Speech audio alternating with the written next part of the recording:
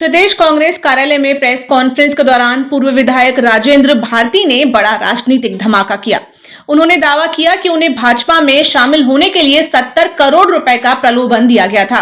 भारती के मुताबिक ये ऑफर मई 2024 में दिल्ली में केंद्रीय मंत्री के ओएसडी के जरिए पहुंचाया गया, जिसमें पूर्व मंत्री नरोत्तम मिश्रा का संदेश बताया गया। उनसे कहा गया कि सभी केस वापस ले, भाजपा ज्वाइन करें और बदले में निगम मंडल का अध्यक्ष पद दिया जाएगा। लेकिन भारती ने साफ कहा उन्होंने ये ऑफर ठुकरा दिया, जिसके बाद उन्हें निपटाने की धमकी मिली और अब उनके खिलाफ कार्रवाई हो रही है। भारती ने भावुक होते हुए कैबिनेट मंत्री विश्वास सारंग को भी आड़े हाथों लिया। उन्होंने कहा, सहकारिता मंत्री विश्वास सारंग ने मीडिया में हमारी स्वर्गवासी मां के प्रति जो अपमानजनक बातें कही वे पूरी तरह असहनीय हैं। हमारा परिवार राजनीतिक और सामाजिक क्षेत्र में बहुत पुराना है।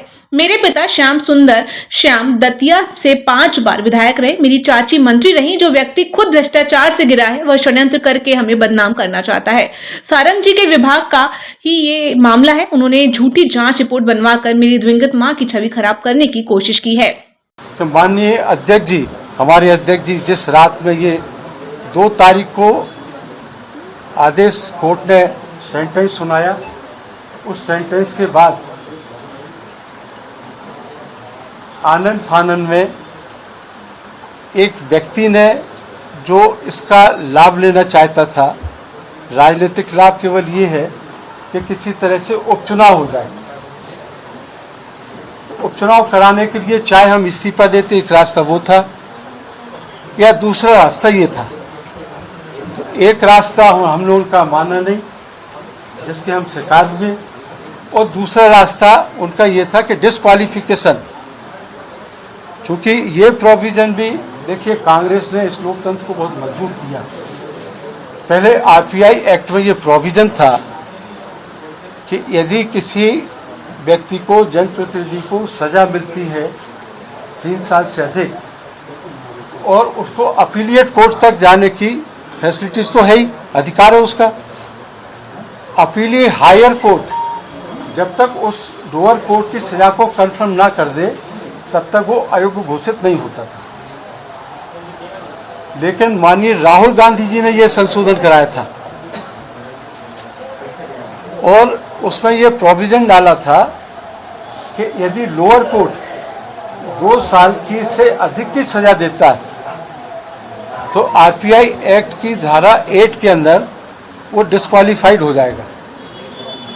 तो डिस्क्वालिफिकेशन बहुत सारे लोग, सबसे पहले लालू यादव जी हुए, जयललिता जी हुई, और अंत में जाते जाते हमारे राहुल गांधी जी भी हो गए। और आप देखिए कितना मैनिपुलेटेड केस था उनका भी, कि मानहानि के केस में सर्वाधिक सजा 2 साल की होती है, और 2 साल की सजा दी गई, और कहीं से रिलीफ नहीं मिला, सीधा सुप्रीम कोर्ट में जाके उनको रिलीफ मिला था। तो ये एक तरफ कांग्रेस लोकतंत्र को जिंदा रखती है, दूसरी तरफ आप देखिए कि एक यही नरोत्तम मिश्रा आज जिस तरह से रातों रात अदालत के फैसले का पर अमल विधानसभा सचिवालय ने किया, वो आश्चर्यजनक है और आलोचनात्मक भी है। विधायक की गरिमा, प्रतिष्ठा, मान सम्मान होता है, मर्यादा होती है। इस सबका विधानसभा सचिवालय ने भंग किया उसको।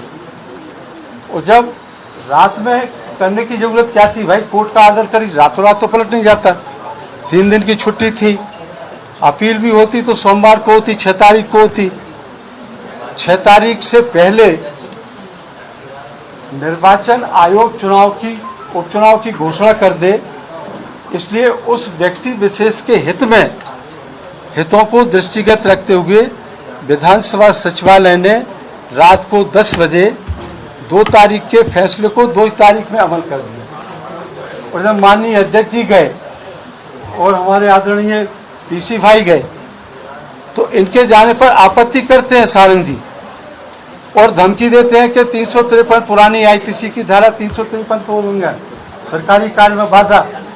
ये अच्छा तरीका बीजेपी का हो गया कि चाहे जो विपक्ष के प्रतिनिधि हैं उन पर 353 इस तरह की धारा लगवा दो, और कोर्ट में प्रोसिक्यूशन को खड़ा करके गलत तथ्यों साक्ष्यों के आधार पर सजा दिलवा दो और बाद में डिस्क्वालीफाई करो।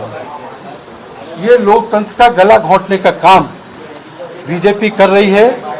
और एक उदाहरण हम आपको देते हैं कि नरोत्तम मिश्रा जी को इलेक्शन कमीशन ने 23 जून 2017 को डिस्क्वालीफाइड किया था।